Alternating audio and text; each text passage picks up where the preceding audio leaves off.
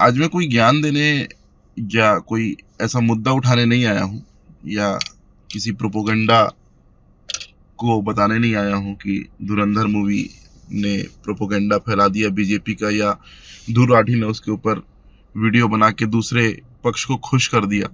क्योंकि इससे बहुत महत्वपूर्ण हिंदू मुस्लिम, ईरान इजराइल वॉर, भारत पर जो उसका प्रभाव पड़ रहा है, इन सब चीज़ों से बहुत महत्वपूर्ण एक बात है।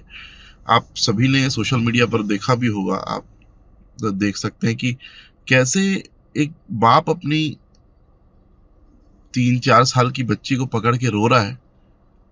और आप आपको भी मेरी तरह बड़ा अजीब लगा होगा कि मतलब एक तो गुस्सा, सबसे पहले गुस्सा आता है, फ्रस्ट्रेशन होता है कि कौन है वो, उसको फाड़ दूं, मार दूं, भाड़ में गया संविधान, भाड़ में गई न्यायिक व्यवस्था। ये सब चीजें मन में आती है। कभी कितना भी पढ़ा लिखा आदमी रहे, यदि एक ठीक सरीखे का आदमी है, यदि ठीक ठाक उसको संस्कार मिले हैं, तो वो ये स्वाभाविक है आना। लेकिन जब असहाय महसूस होता है ना, आप कितने भी बड़े आदमी हो, आप कोई भी हो, आप कितने भी बड़े सरकारी पद में हो, या आप कितने भी पैसे वाले हो, आपको पता है कि आप उस व्यक्ति का, वो हिंदू है, मुस्लिम है, कौन सी जात का है, ये सब छोड़ दो, वो जो अपराधी है वो अपराधी है।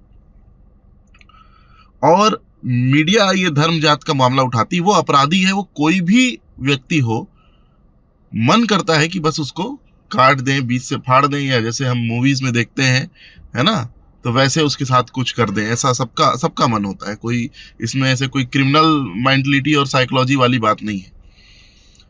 उसके बाद जब असहाय महसूस होता है ना कि हमारी तो कोई औकात ही नहीं है यार, हम क्या कर लेंगे, हम तो कुछ नहीं कर सकते उसका, तो फिर ना मन में खीज उत्पन्न होती है। वही खीज मेरे अंदर भी उत्पन्न हो रही है, वो आपके अंदर भी उत्पन्न हो रही होगी। और मैं यहाँ पे कोई चर्चा परिचर्चा करने नहीं आया हूँ। मैं बस एक चीज बताने आया हूँ कि हमारे अंदर, हमारे जो समाज में एक मानसिकता है जो बरसों से पिलाई जा रही है, जो जातिवाद धर्मवाद से भी बहुत घटिया मानसिकता है, वो है पुरुषवादी मानसिकता। मैं पुरुष हूं, मैं मर्द हूं। आप अपने आसपास देखो, आपको हजारों ऐसे एग्जाम्पल्स मिल जाएंगे। अपने घर में देखो, खुद को देखो।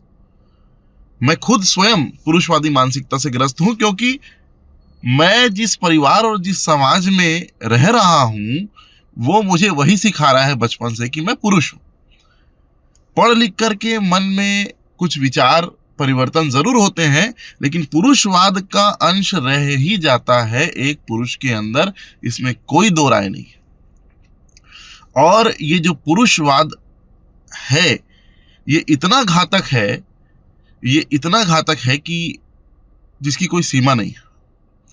मतलब हमारी अपनी बच्ची है तो हम उसको प्यार करेंगे, हमारे अपने घर का बच्चा है तो हम उसको प्यार करेंगे, और यदि दूसरे घर की बच्ची है या दूसरे घर की लड़की है तो हम उसको खराब नजर से देख सकते हैं, क्योंकि वो हमारी बहन बेटी नहीं है। हमारी बहन बेटी के साथ कोई ऐसा करे तो हमको बड़ा खराब महसूस होता है।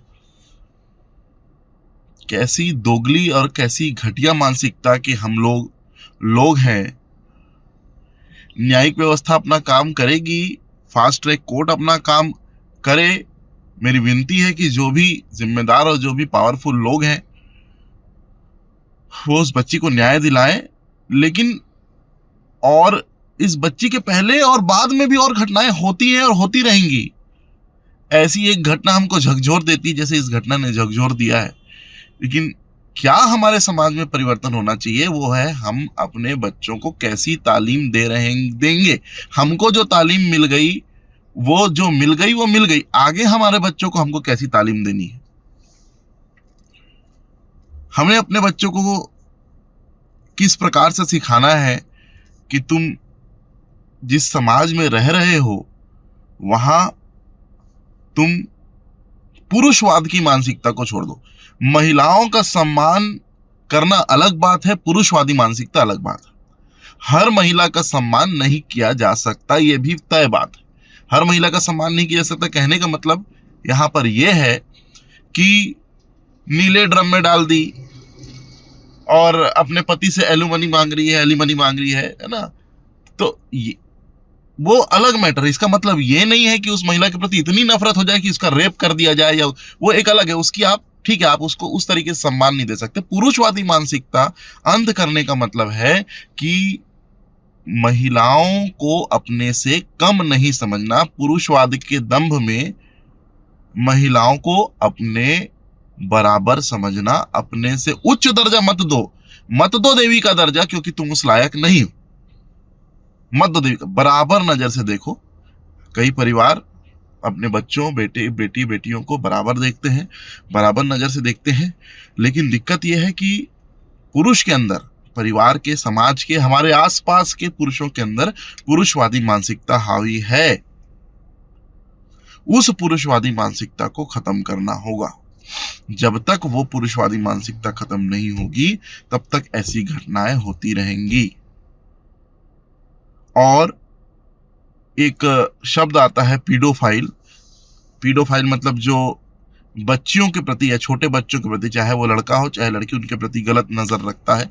एप्स्टीन फाइल्स जो एक बड़ा मुद्दा अभी प्रचलित हुआ, उसमें यही मुद्दा है कि जो भी लोग उसमें इन्वॉल्व हैं, उन्होंने, चाहे वो डोनाल्ड ट्रंप हो, चाहे हरदीप पुरी हो जो सेंट्रल मिनिस्टर हैं, जिनका भी नाम आ रहा है, प्रूफ ऑब्वियसली बात है कि उस तरीके का कोई प्रूफ नहीं है, तो बोलना और अनर्गल चीजें कहना तो गलत है। लेकिन यदि किसी का भी, मतलब इतने बड़े, आप सोच लो, इतने बड़े मंत्री का भी नाम आ रहा है और उसका कोई एक्शन नहीं हो रहा है, चाहे सबूत नहीं है, जो भी नहीं है, तो, और उसके अलावा अभी कुलदीप सेंगर हो गए, और अभी एक नए जो ज्योतिष बाबा हैं, उनकी बात हो रही है ना, जिन्होंने इस तरीके से महिलाओं के साथ वो किया। और एक, मतलब बहुत सारे ऐसे, मैं किसी पार्टी विशेष की बात नहीं कर रहा हूँ, ये हर पार्टी में ऐसे दरिंदे घूम रहे हैं, हर समाज के हर वर्ग में, हर जाति में ऐसे दरिंदे घूम रहे हैं, जिनके ऊपर ये मानसिकता इतनी हावी हो जाती है, जो नशे के कारण और डबल हो जाती है।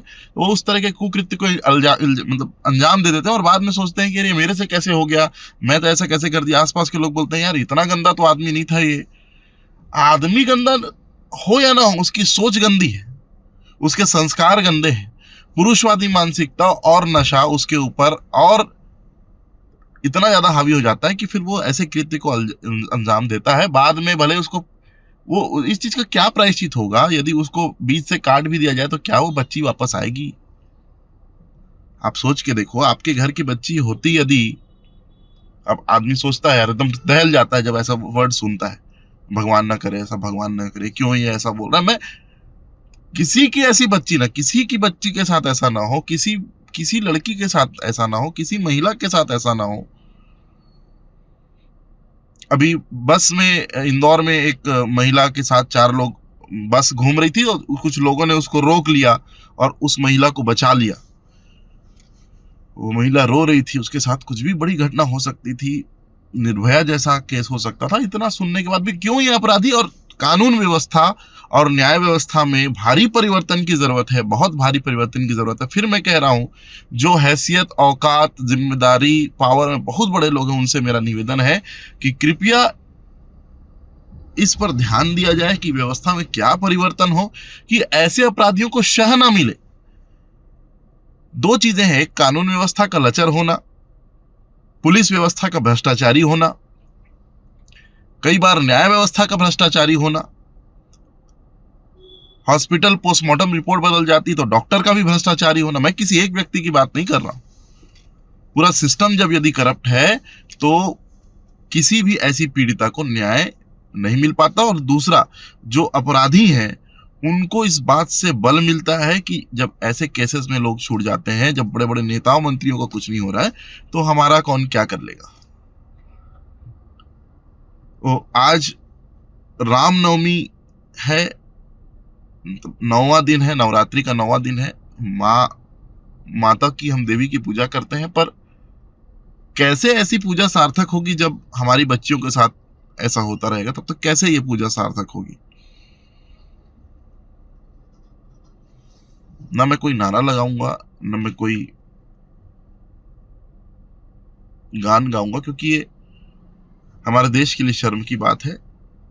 और शायद मैं ये बोल रहा हूं, उस समय भी बहुत जगह ऐसा हो रहा होगा, हम स्थिति में बदलाव नहीं ला सक रहे हैं, लेकिन अपनी आवाज तो उठा सकते हैं। जब पॉलिटिकल प्रोपोगेंडा के लिए दोनों तरफ से आवाज उठाई जाती है, जब धार्मिक प्रोपोगेंडा के लिए दोनों तरफ से आवाज उठाई जाती है, तो ये मुद्दा धर्म, जाति, राजनीति से बढ़कर है।